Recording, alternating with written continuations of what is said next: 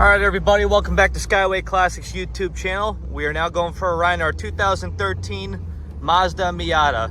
Very popular car, especially in the younger generation. The one we here at Skyway Classics includes a nice gray exterior with a black interior. When we had the top up, it did have that new car smell.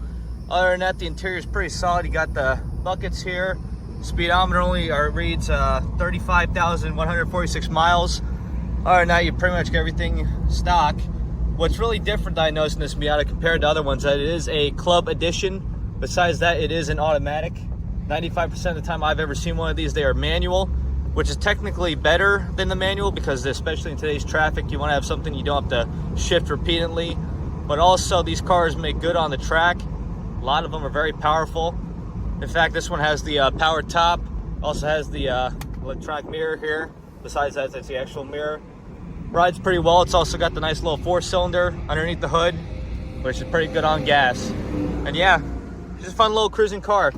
Anyway, now we're gonna get her up on the lift. Please stay tuned to see the underneath.